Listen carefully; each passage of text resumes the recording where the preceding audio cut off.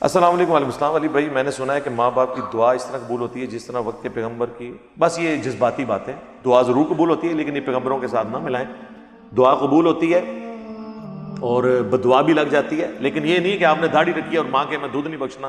نہیں، وہ بدعا ماں نہیں لگے گی. جا کے جو رسول اللہ سے ٹکر لے گا اس کی کوئی بدعا نہیں ہے.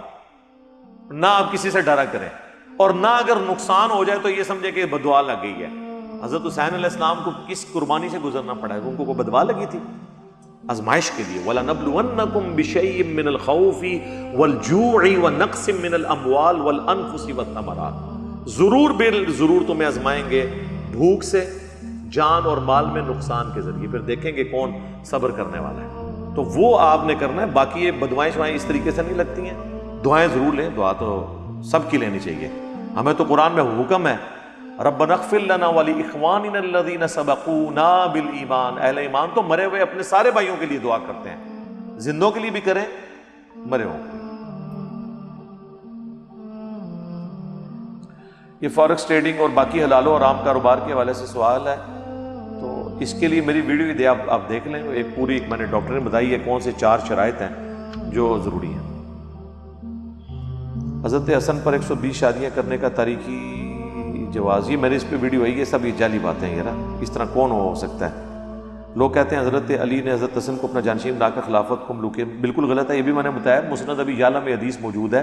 حضرت علی کو جب زخم لگا ہے تو آلموسٹ 1.5-2 ہفتے وہ زندہ رہے ہیں، اور اس کے بعد انہوں نے خطبہ دیا ہے اسی حالت میں، سر پہ پٹی باندھے ہوئے. انہوں نے باقاعدہ خطبہ دیا ہے. لوگوں نے کہا امیر المومنین جس نے آپ پہ حملہ کیا نا، ہم اس کے گھر والوں کو بھی قتل کر دیں گے. تو حضرت علی نے کہا کہ نہیں، اگر میں اس زخم سے بچ گیا تو پھر میرا اختیار ہے، میں اسے معاف کروں گا. اگر میں مارا گیا تو میرے بدلے صرف اس ایک بندے کو تم نے قتل کرنا ہے، تو شرعی سزا ہے. لوگ کہتے ہیں حضرت علی نے معاف کیوں نہیں کیا؟ اس لیے کہ قرآن میں حکم ہے کہ قتل کے بدلے قتل والے معاملے میں معافی کی روش اختیار نہ کرو. وَلَكُمْ فِي الْقِصَاصِ حَيَاةٌ يَا أُولِي الْأَلْبَابِ. قصاص لینے میں پوری انسانیت کی زندگی چھپی ہے اے عقل مندو. قرآن صرف اجازت دیتا ہے معافی کی، لیکن کہتا ہے کہ قاتل کو معاف پھر بھی نہیں کرنا. جائز ہے لیکن پسند اللہ کو یہ ہے کہ اس کو قتل کرے. وَلَكُمْ فِي الْقِصَاصِ حَيَاةٌ يَا أُولِي الْأَلْبَابِ. قصاص کے اندر پوری انسانیت کی زندگی چھپی ہے.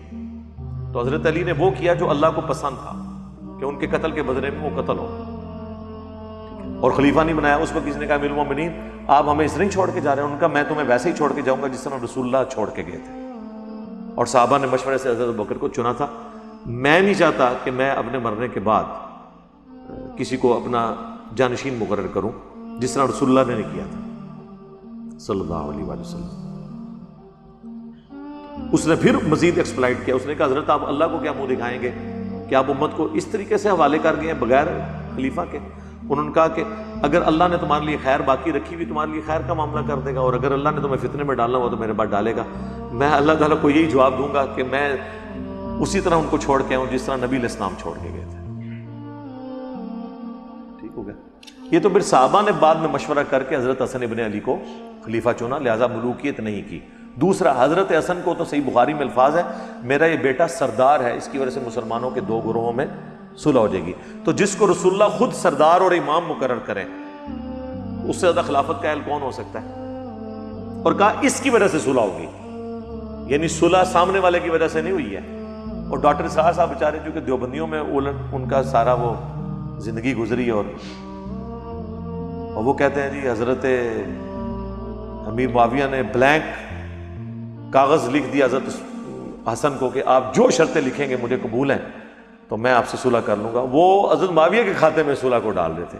یار اتنی عقل تو بندے کو استعمال کرنی چاہیے. جو بندہ اپنی پوسٹ چھوڑتا ہے اس کی وجہ سے صلح ہو رہی ہوتی ہے، یا جو قابض ہو رہا ہوتا ہے اس کی وجہ سے صلح ہو رہی ہوتی ہے؟